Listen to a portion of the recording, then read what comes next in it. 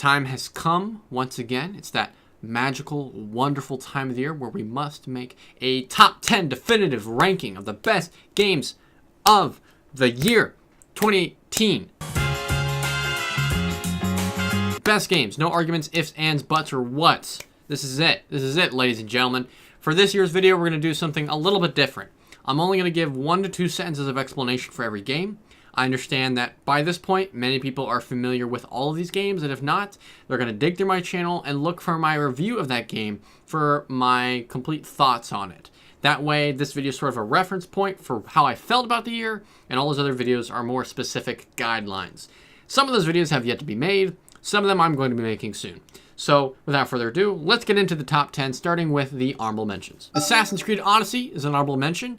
Personally, not my cup of tea. I didn't enjoy it as much as everyone else did, but it's clear Ubisoft has come a long way in developing this franchise. Thronebreaker: The Witcher Tales, a game that I would have most certainly loved and probably would have put on the list if I had the time to play it, which I did not. Super Smash Bros. Ultimate, a game that I loved playing with my friends at a recent Christmas party, but of course I don't have a Switch and I don't own it, which is my favorite excuse for the last few years when I'm making these lists, so I couldn't put it on the list fairly. Alright guys, let's get into this, starting with number 10.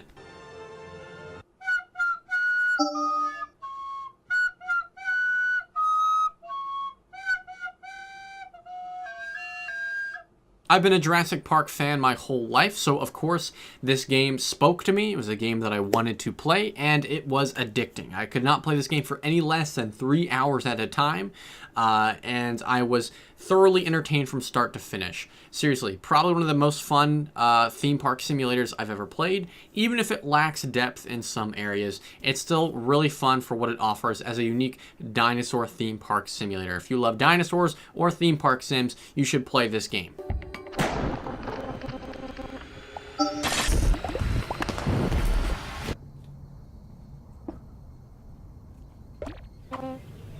Donut County was probably the best possible therapeutic gaming experience I could have had the week I started college. It takes a very simple puzzle mechanic and makes it super satisfying. All the dialogue, the writing, all of it is super charming, funny, and even a little bit emotional. It's really, really short, but really packs a punch in that time and can be pretty replayable and accessible to even people who don't usually play video games.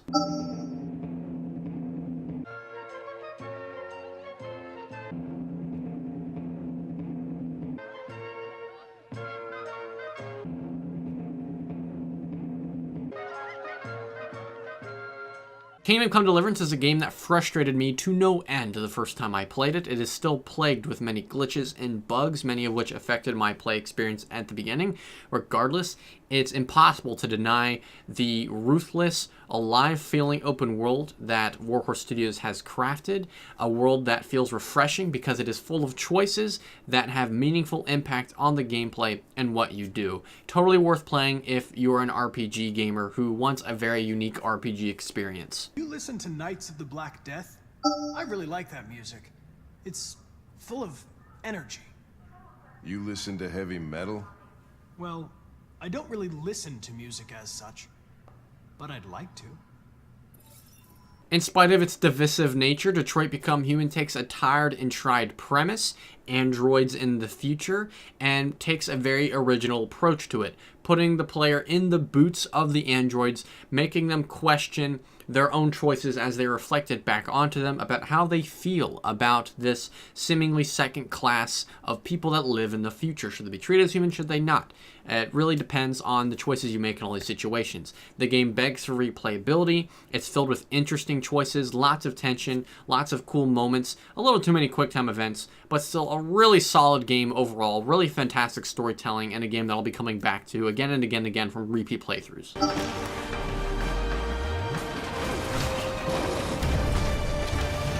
No way. Monster Hunter World was a game that I got early in the year, near when it came out, and I didn't exactly like it at first, but the more I played it, especially recently, the more I've come to embrace the mechanics about the game that initially frustrated me. It's a very fun game to play with your friends. The monster designs are great. The combat, though it seems clunky, requires you to be precise and exact. The RPG systems give players tons of choice and freedom in terms of what they want to work towards, what they want to focus on, and it remains to be one of the most rewarding console MMOs that you can pick up for the PS4 today.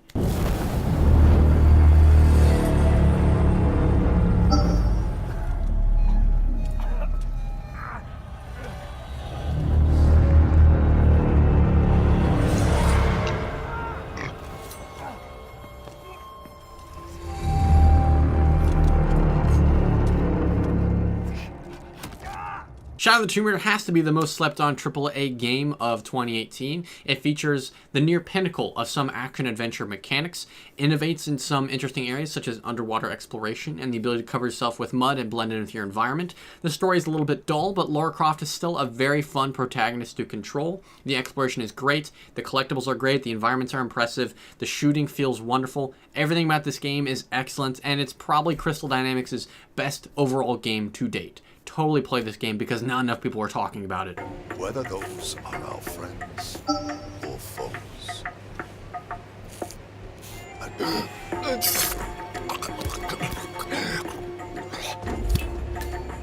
The infamous Maelstrom is dead. I didn't think it was possible to top the first Hitman game, considering IO Interactive is now an independent studio and they don't have the funding of Square Enix, but they did it. They managed to make a better game somehow. Hitman 2 is basically Hitman 1, but better. The levels are even better. There's more opportunities in every level, more secrets, more ways to play, more fun, more goofiness, better voice actors, better graphics, more features, mechanics, ideas, a more involved story. Everything about it is basically the first epic Hitman game, but even better. A truly epic social stealth game that you should not pass up on. Before we go into the last three games, I have to make a bit of a disclaimer. I had a really hard time sorting these three games around. I feel that all of them are essential and they deserve to be played. Everyone should play them. If you have a console or a PS4, you should play these games. That being said, let's get into them, starting with the next one.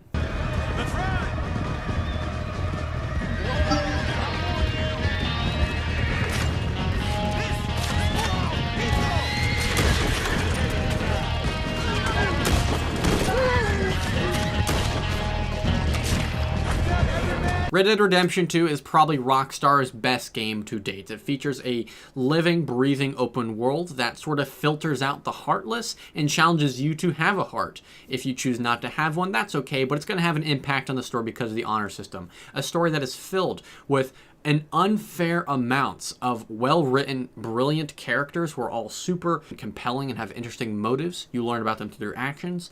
No more so than Arthur Morgan, the main protagonist, who is almost a deconstruction of the American gunslinger. The story takes some twists and turns in surprising ways and has a heartbreaking ending. It is a phenomenal game from start to finish. If it wasn't 2018, this would have been my game of the year any other year.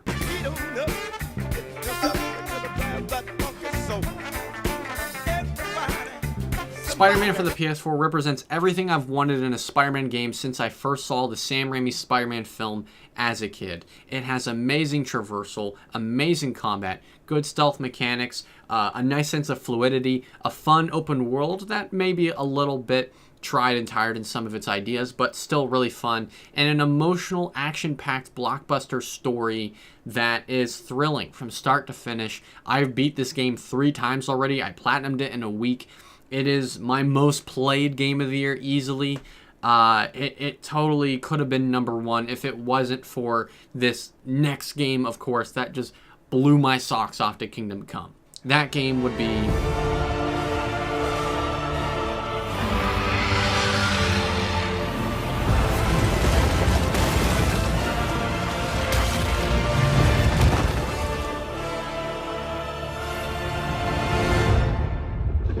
Can you kill something that big? No other game shocked me or left me as moved or as emotionally captivated as God of War. This game is absolutely phenomenal. Everything about it just bursts with excellence and an attention to game design unparalleled by any other game this year. Seriously, Santa Monica made a masterpiece. Everything in this game works together super, super well. The story of Kratos and Atreus is something that speaks to me personally. How these characters sort of play off of each other. How these characters go through differing circumstances. How their worldviews completely clash. Yet they're able to learn so much from each other.